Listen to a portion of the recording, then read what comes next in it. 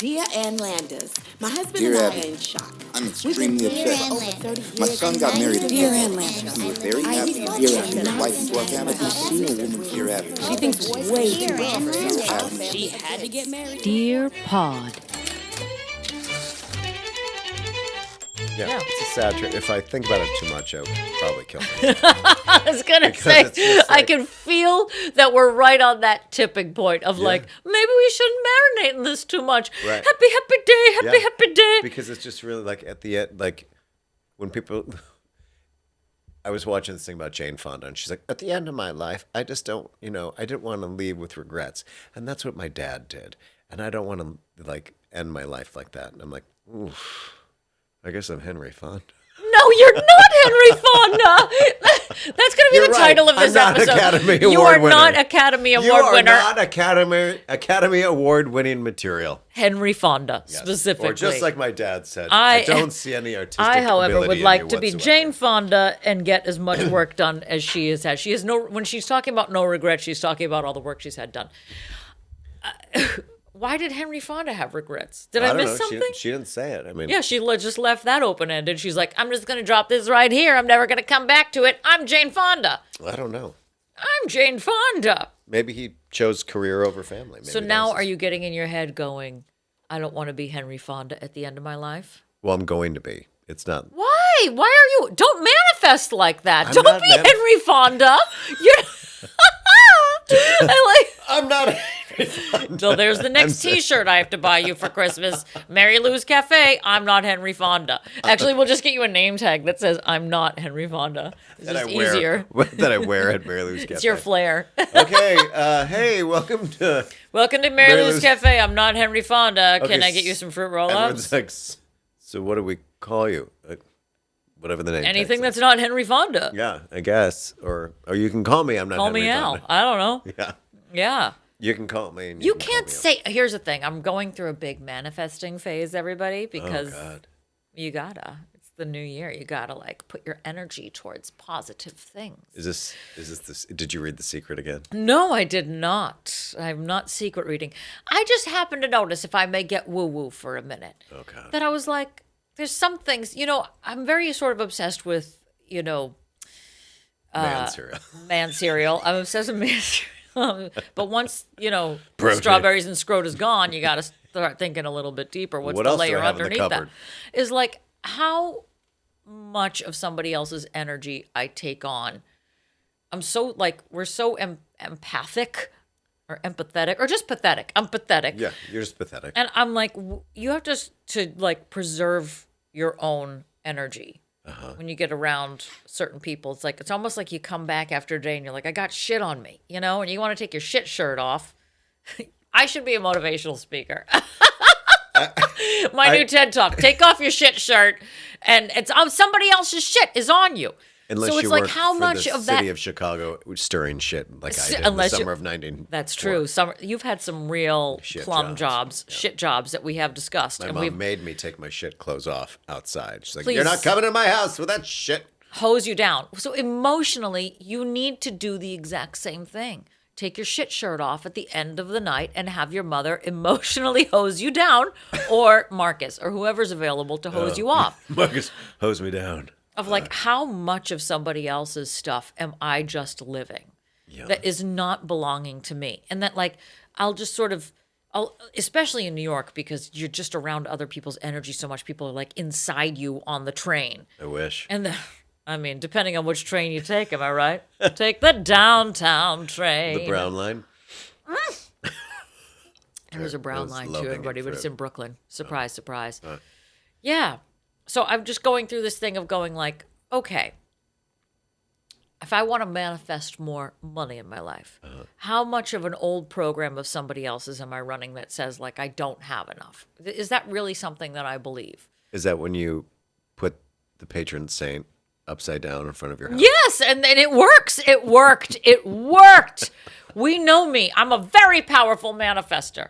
Sure. When we wanted to sell a house, I found a patron saint and I buried him face down, ass up in the front yard. That's and what we like to sell your house. Classic episode, you guys. You gotta go back and watch. So stop telling yourself that you're Henry Fonda. There's my motivational talk. Wow. My motivational speech ends with stop telling yourself you're Henry Fonda and having regrets at the end of your life. You've replaced man cereal with word salad. I'm Kamala Harris, everybody. I don't know what the hell she just said, but everybody's clapping. She's great. Yeah, man. No, don't be Henry Fonda. You don't have to. You don't have to choose that. There has to be a switch for you somewhere in your brain. Well, I don't think I'm going to be a solid gold dancer. So I kind of have to put that dream to But rest. we've been at this rodeo so many times. Right. Where you're like, I'm miserable where I am. But you keep saying, I'm miserable where I am. I'm miserable where I am. And then eventually you sort of perpetuate that. Have you noticed? Yes, no. Like now I don't have the same reaction when my phone goes off. Well, you've gotten used to, Well, I kind of overrode getting slapped. this. Well, I overrode the system. I'm like, okay, that's your panic. My panic is not that. Yeah. And so now I can You've just solve overrode it. the system. Yeah, I'm like, oh, this is when I watch other people go through what I used to go through. I'm like, what's real? What's not? Does it need to be solved right now? What I love most about this is that everybody who's watching or listening at home still has no idea what the hell you do. And that's fine. Because Patty's job is a mystery to everybody. Let's just say Even when I he's not explain been it, happy in it. Even ever. when I explain it, people are like, I don't get you it. do what? Yeah. I kind of get what you do. Yeah. But it also, you It's start not out fulfilling. You start out one thing and then all of a sudden you're, are you someone's 20 assistant? Yeah. Are you a house manager? Yeah. Are you a problem solver? Yeah. Are you a psychotherapist? Yep. Are you a taint licker? Sometimes. I probably should be a therapist because I spend a lot of my time doing that. Yeah, you have so many skills as a result of this. Yeah. So I don't know if I'd be a good therapist. you would be the funniest therapist anybody could ever ask for. If I went to you for therapy and your dry ass delivery, you're like, well, I've always had problems with my mom. You're like, get over it. Suck it up. We all have problems. Do you know what? You'd be that therapist that tells your problems to the person to be like compare I feel and like I would be contrast. Dr. Shirley in Straight Talk when Dolly Parton accidentally becomes the doctor on like the talk show in You're Chicago. looking at me as if I've seen this before. I You've don't know never what seen this is. Straight Talk with Dolly Parton? Is it a movie? It's a movie, correct? Is Straight Talk a movie with James Woods? Yes. Well, you said everything you need to say. You had me at James Woods. James Woods and Dolly Parton in like a call-in advice movie. So what happens is Dolly Parton leaves her small town and stumbles into Chicago. She stumbled out of bed and Stumbled to Chicago. And she was looking for a job, down and out. Just a striking woman. Who, Already, I don't buy this premise. That Right. is the funniest part, that anybody who looks like Dolly Parton is down and Right. out. She's Right. like, can't find a job, don't know what I'm going to do. They walk out to interview people like, no. And it's just like Dolly Parton. They're like, absolutely not. You look like a terrible candidate. Listen, Triple D cups, there's the road. You're not going to make it anywhere. Right. So You and your talent. So she interviews everywhere. She doesn't get a job. So she gets like a temp hilarious. job at some radio station. Mm-hmm. And she, everyone like ignores her, which again, Totally believable. let me just tell you this. When I had a internship in casting and Dolly Parton actually walked in the back room, everybody noticed fucking Dolly Parton. And she's as tall as an ant. But she walks through and you're like, because you can feel her because she's that amazing. Her presence comes into the room before she does, but now we're sort of amazing. meant to believe that she's somebody mousy Right. that you can just So now overlook. in straight, Overlookable. So in Straight Talk, all of a sudden, I love the 80s. right. So she comes in and she goes into the wrong room to make coffee or some shit like that. And she actually walks into the recording booth. Wouldn't you know it? right. And then we're off to the races. And because they're running behind, they're like, put your headphones on. And then she said, am I on the radio? And then she becomes this doctor, and then craziness ensues and mistaken identity, and she becomes Dr. Shirley, even though that's not her name. So then they have to come up with this whole backstory of like, she went to this college and that college, blah, blah, blah. And she's like, I'm just from the backwoods. And I just walked here from Tennessee to Chicago.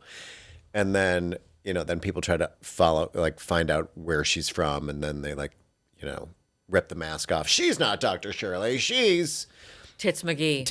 Tits McGee from Yes. Eat My Balls. Because this is every movie in the 80s and early 90s. Yeah. Every movie is, wait a minute, Yeah. weren't you just working in the mailroom? Yeah. And then now she you're gets- famous and yeah. rich. So then she becomes like this famous doctor, Dr. Shirley. But she's and not a then- real doctor. Right. And then they fire her because everyone found out who she was. And she's like, I'm just me. I'm just, playing with my bowling balls. And then they fire her, and then someone's like, hey, everybody, I think what we should do at 5 o'clock is honk our horn for Dr. Shirley. So then all of a sudden they cut to everyone in Chicago clearly is only listening to one radio station that has this doctor on it. And they're all honking their horn at the same time. Yeah. And you could totally get away with that in New York City. Yes, and I'm like, wait a minute, what about Delilah? I will fucking honk my horn for Delilah. Hey, Delilah, it's me. I accidentally drank some Drano after I killed both my parents while watching TV. I was wondering if you could play My Heart Will Go On because theirs won't. This one's going out to you, Slaughter in Savannah. Hey there, Delilah, you are... Oh, my God. I don't know what this movie is, but now I have to watch it. Yeah. You have sold me on Straight Talk. Yeah. Look, I know that we're watch recording 2 episodes today before the Snowmageddon, but this means that I'm going to be trapped in my house You're for the going to have next to couple watch days. Straight Talk. But this is so, I feel like if I were going back, if I were to be a therapist. To bring this full circle. If I were to be a therapist, I would be the Dolly Parton of therapists, where she's like, y'all, sometimes you need to honk your own horn. Wow. And that's why everyone honked their horn in Straight Talk.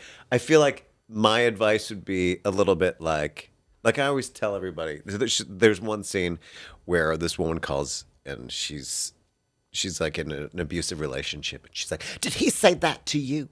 Did he say that to you? You know what you need to do? You need to go into your closet, get your bowling bag, and get the hell out of there. I have said this phrase since I saw this movie, since I rented this movie after it came out. I have said, go get your bowling bag and let's get the hell out of here. And no one understands what the fuck I'm talking about. I will but say it. forever use this now as a way of telling somebody to get out of a bad situation. 917-887-6111. DearPodAdvice@gmail.com, because you can email us, and our advice to you is get your bowling bag and get out of there. That's right. Wow. So maybe I'll be a therapist. I just don't know if I'll make any money doing that. I like that that's the decision. But I literally spend a lot of my day on doing, processing other people's problems and getting issues. them out of their Yeah. head. It's also interesting that Just the staff, bowling, not even the bowling seems to be a theme with you and I, whether you know it or not, because that's so. Do you really say get your bowling bag and get out of there as like a way of telling somebody to get over themselves or get out of something bad? That or let's leave. Let's get our bowling bag and get the fuck out of here. Get our bowling bag and get the fuck out. Well, Yeah. I have a tattoo that says "Don't think, just bowl." Tattoo right here. No, you don't. I do. What? I thought you just had the tramp stamp. No, I have a new tattoo. I got a new tattoo. What are this you, is like a Amanda couple years. Bynes? When did you get all these tattoos? Hey, everybody. I didn't show this to you? No. Right there, right under the bray line. Don't think just, but why It's did right you get now, that? the I bet you the thing is having a hard time focusing because this is Right. the whitest stomach anybody has ever seen. Why are they trying to film rice? why did you get Is that this mashed tattoo? potatoes? I got this tattoo for myself because You were watching. that's my motivational speech to myself is don't think, just bowl. Whenever I think too much, things go wrong. Whenever I engage my brain, everything goes haywire. I am always better when I am not thinking. I am always better when I am feeling and reacting and acting. Like Rita Haywire. motion. Yes. So Oh, that'd be a good drag name, Rita Haywire. Rita Haywire. Ooh, put a pin in that. Yeah. Yes, please. Don't think, just bowl. So it goes back to when Julesy and I went down to Florida for a vacation, and I got sicker than a dog, which is no shock because I am a delicate China doll. Yes. And it doesn't take much to get me a debilitating illness. And I got some bird flu while I was down there. I was wicked sick. But I had no energy. And he still wanted to do stuff because we're on vacation. Like And this sex was stuff? pre-COVID, just for the record, everybody. And he was like, let's go bowling. Felt like shit. And I like that I felt like shit, and I was like, well, if I'm going to feel like shit, I'm going to make a whole bowling alley sick. I'm going to go put my finger in some holes of some balls that will not be properly cleaned or disinfected. Saturday night. I'm pretty sure I started COVID. I'm pretty sure this was my bad, you guys. There was a lot of guys at the Eagle with their fingers. Whatever, fingers in holes, you just take the risk, you know? It's Russian roulette out there. Nothing wrong with that. And I was just like, blah. And as we're sitting there, I'm just trying, because I'm on vacation. It's like, you're on vacation. You don't want to be sick on vacation. There's nothing worse than that. You're like, you still want your vacation. So I go to a bowling alley at downtown Disney, when it was downtown Disney. And I'm not a good bowler. I don't think anybody is. You're not going to bowling to like really break 300 if you're the average Joe. I don't know. I like bowling. I don't even know what it means. But so we go down there, we're bowling and everything like that. And then I would get up and be like, ugh, I don't have the energy. And I would throw the ball down the lane, strike.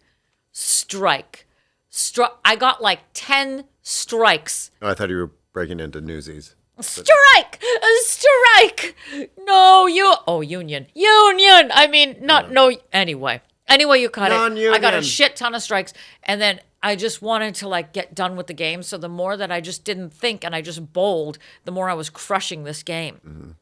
And every time he got up to do his little Julesy thing, it's like watching Fred Flintstone bowl. There's like a 10-minute setup, and he's like going to the left, and he's going to the right, and he's thinking, and he's like putting his thumb in the air and trying to test the wind of the, it's just an elaborate. Sure.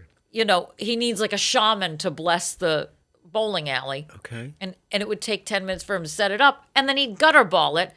And I got so irked, and I was getting just sicker as we sat there, and I said, don't think, just bowl. Don't think, just bowl. And I kept grabbing a ball, and I just throw it down the lane and like crush all of the pins. And I was like, see, don't think. Are you just like the bowl. girl that throws it and it just is airborne for a good 50 feet? Absolutely. And then slams down? I grew up playing candlepin bowling. So What's that's that? that's the small ball and like 30 pins. So I don't have time for these big balls. Man cereal, everybody. I don't have time for these big balls. You give me the tiniest balls, and I'll make it worth them your big. while. Yeah, I'm going to knock them down real fast. I don't need these full balls. I just kept saying, don't think, just bowl. And the more I did that, the better I bowled because I wasn't thinking. And I you're was like, just you know living. What? I need to make this permanent on my body. ribcage. Eventually, yes. I had been searching for what I wanted my third tattoo to be, my third and what was supposed to be final. We'll see. Okay. And I was like, oh my God, that's the phrase. It's don't think, just bowl. I need this reminder to myself whenever I try to put a bra on, which happens 3 times a year. Don't think, just bowl. It's right on my rib cage. It's right near my heart. Don't think, just bowl. So you and I have bowling as a metaphor for getting out of your own way and getting on with your life. Dear Pod Official at YouTube, watch us! And subscribe to our Patreon page, patreon.com/dearpodofficial, because all we're telling you is don't think, just bowl. Am I right? Yeah. Bowling. That's it. Should we still? You never greeted anybody. That's fine. Welcome. Welcome to Dear Pod, the bowling podcast. The Bowling Advice Podcast. We're your hosts, waiting for it to be over. I'm Neff Campbell. I'm Naomi Campbell. And we're bowlers. And we're Campbell's Soup. This episode of Dear Pod is mixed and edited by Jim Ferris and is a property of Pineapple Ranch Productions.